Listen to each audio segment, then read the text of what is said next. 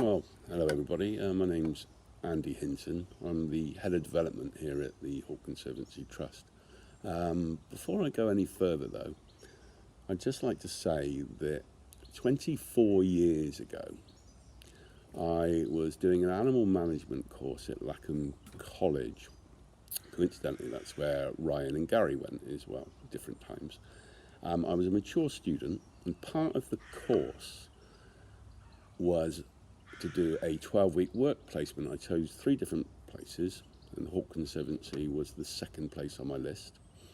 And I duly wrote in, and I had an interview with Ashley Smith, one of the founders of the trust. And on the date given, I met Ashley in the study centre, which is now called the Griffin Rooms. I was a bit nervous, and I came in, I introduced myself as Andrew Hinton, and Ash said, "Do you mind if I call you Andy?" And I just said, "No, it's fine." Never been called Andy in my life before that point. And here it is. I'm quite used to it now. I thought I'd just tell you that little story of how I became Andy and not Andrew any longer. I still say my name Andrew. Okay, so I'm head of development here at the Trust, and responsible for the upkeep of the place and all the new developments in the arenas, the aviaries, the buildings, across the whole site. I'm also involved with lots of other different elements here at the Trust as well. The zoo licensing, I help with health and safety, the ethics committee, collection planning, bird acquisitions, help with the volunteers, try and do my best with those, though that should probably be a full-time job. The work parties, over the years I've also flown all the birds, I've done the commentaries, done all sorts of things. Every year for 16, 17 years now, I've led a trip to Africa where we work with African whiteback vultures, helped raise awareness across lots of different collections across the UK that have come with me. Over 100 people over the years have been to Africa, helped ringing vultures and doing the research and the monitoring programme. That's a really, really special thing to do. I'm very privileged to be able to do that every year. This year, sadly, it's not going to happen for obvious reasons, but hopefully next year we'll be back on track. And on a day-to-day basis, as well as all those things that I've mentioned and all the other things, we all got lots of different hats here at the Trust, do lots of different jobs and roles, all of them, the whole staff, the brilliant team that we've got here. We end up doing all sorts of things.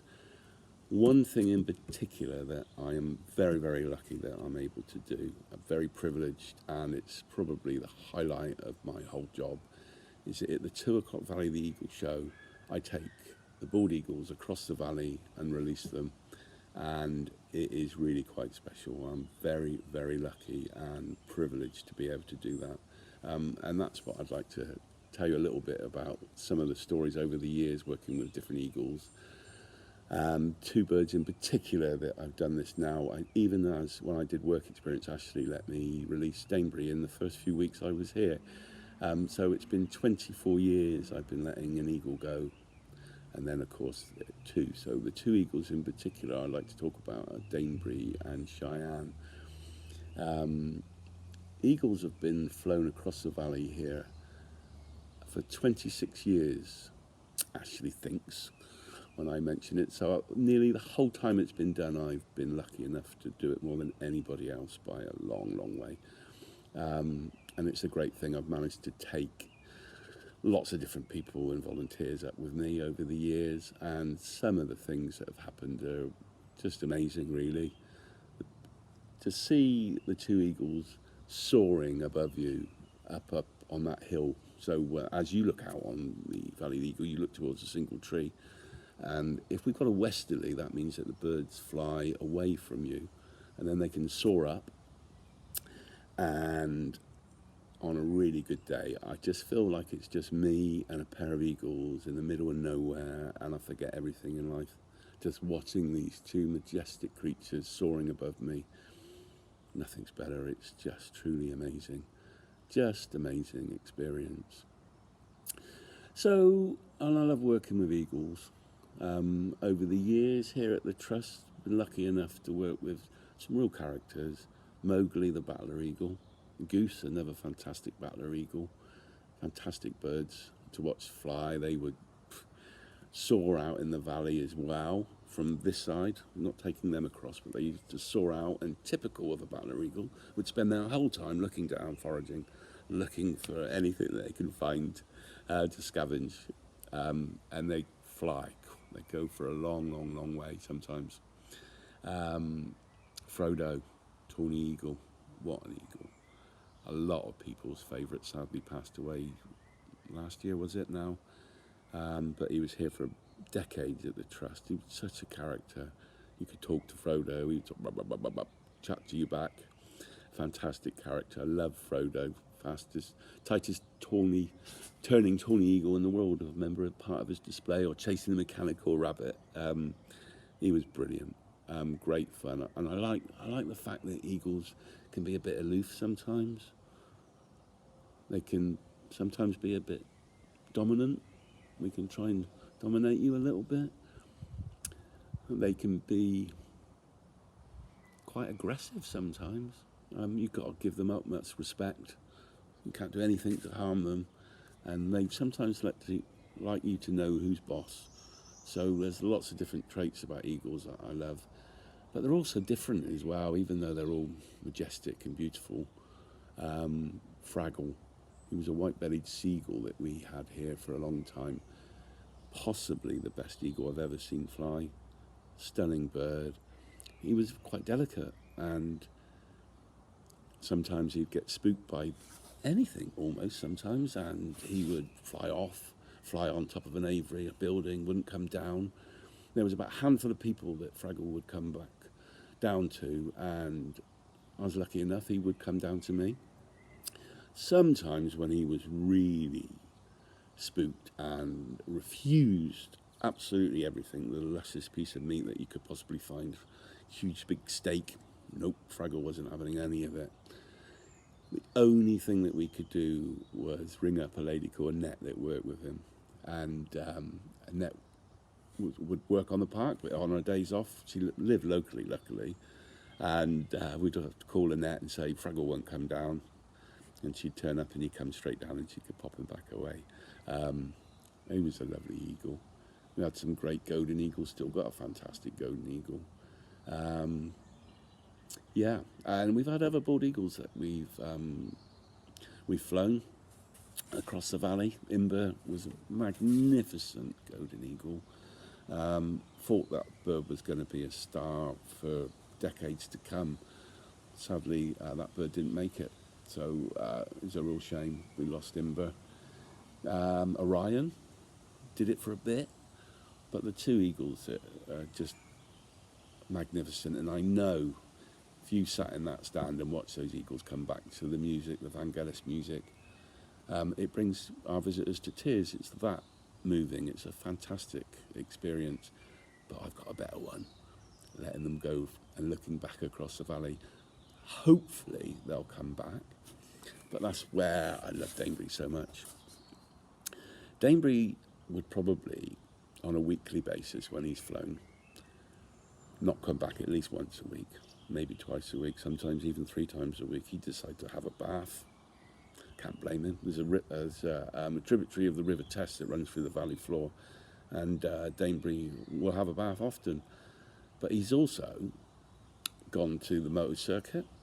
He's sat on the barriers there. I remember many years ago we had a 4-wheel drive Land Rover, long wheelbase, and Danebury ended up on the circuit, on the side of the motor circuit there, and they race cars around there. And I got hold of the guys at Fruxton and said, bald eagles on your track, do you mind if I go and get him? And I actually now hoed the slowest lap ever of that motor circuit, where I drove the 4-wheel drive around it and did a whole complete lap of it before I went and picked Danebury up. I've probably been around every landowner's field and most of the houses round here, finding Danebury sat on someone's roof or in their garden. Quite amazing. And then Cheyenne, absolutely, completely different. Could count the times on one hand that Cheyenne didn't come all the way back to the trust. A couple of times is when she found a bunny burger and free meal. I remember, again, many years ago, Cheyenne decided not to come back for some reason, like I say, very unusual. And I went and found her, called her down to the fist. I got on the radio and said to Ashley, "Oh, I've got Cheyenne, I'm about a mile away, what do you want me to do?" And he said, "We're really quite busy, Andy. Would you mind, can you just walk her back?" I said, "Oh, yeah, okay." She's a big eagle, heavy. And it was a struggle, carrying her over fences and keeping her away from you, as Cheyenne probably need to. She might give you a little nip occasionally. And she got heavier and heavier, and I was quite warm. And for those that know me, I get quite warm. And I was very, very hot and bothered by the time I got back. And I called on the radio and said, "Right, I'm nearly back, guys. Can you..." So I'll just bring her to the lower flying grounds, Andy, and we'll take her off you. And I was hoping someone might meet me on the edge of the grounds and take over. Anyway, I carried the eagle back to the lower flying grounds, where I was met by Ashley and the other members of staff laughing their heads off, thinking it was highly amusing that they made me carry this eagle all the way back. They weren't that busy. They just thought it would be funny. Thanks a lot for that one. I've got some other questions as well, which I'm going to need to have a bit of a quick look at. Favourite species of eagles? Wow. When people ask you what your favourite bird is, I always find that incredibly tricky. Favourite species of eagle? Probably a martial eagle. I know this is another question. I did have a quick look at the questions before I started this. I say a martial eagle because one of my trips out in Africa many years ago, one of the vulture nests, we were building a hide at the time, I remember, and we were looking at this nest, and this martial eagle flew into it, and we had a sort of telescope, and we could look into the nest quite well, and we could see this bird landed, came in, and it started feeding something, and I thought, it's got a baby, it's got a chick.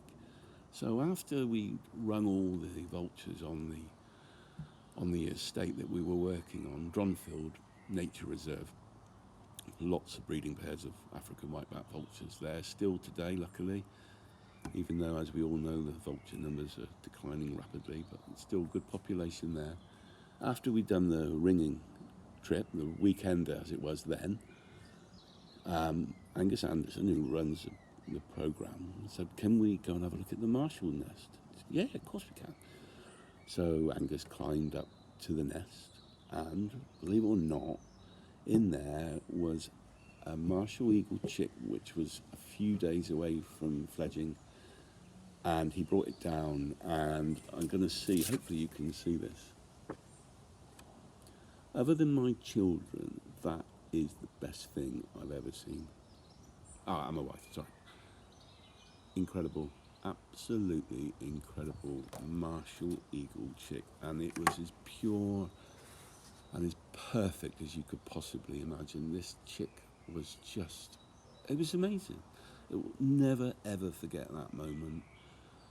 Martial eagle, just stunning, beautiful, amazing, and the care that eagles give to their chicks is just something else.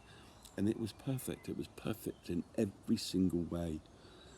Oh, wow, what an experience, what a thing. So that's why the martial eagle is my favourite. I've seen lots of eagles in the wild over the years. I've been very lucky. I remember seeing my very first eagle when I lived in the Highlands of Scotland when I was in my early 20s. I was working at a place called Glenstrath Farrar. It's a Glen and a Strath. It's about 30 miles northwest of Inverness. In the Highlands, I lived fairly near there. And I was working up on the Glenstrath Farrar, working for a Glaswegian stonemasons, collecting stone out of the dry burns. And I'd done my day's work, and I'd sat there with a very good friend of mine, Tony.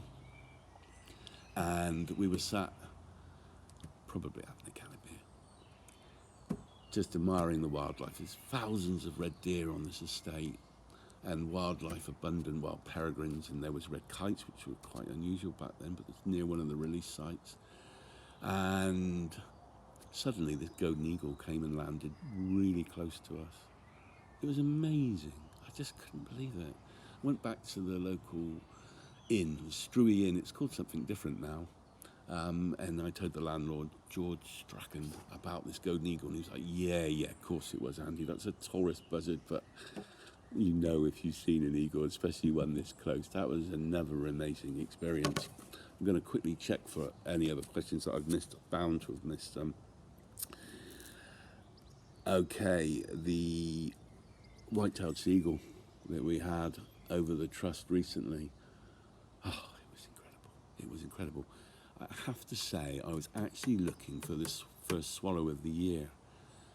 My record of seeing the first swallow is the 1st of April, and I believe this was the 31st of March. So I was looking quite intently around, thinking, come on, I want to see a swallow, I want to see a swallow. And suddenly, I was talking to Gary, and I looked up, and I said, the size of that buzzard. And then, oh no, hang on, whoa. And it was a white-tailed seagull. If you've seen the clip, if you haven't seen the clip, go have a look on the Conservancy website and look at us. The joy and the elation that all of us, it was a truly magical moment, and it really lifted the spirits. You know, here we are in the midst of this terrible pandemic and wondering what's going to happen, preparing to open up. You must come back and have a look at all what we've done as well. I know that things are tough, but we've done some great things over this year, and we've got some great plans as well, and places looking fantastic. So later in the year, come and visit. You'll love it. So anyway, we were a little bit on a bit of a down at that particular point, wondering what on earth was going to go on, and then this eagle came over, and it just stopped everything. You could see the elation in all of us. It's an amazing moment,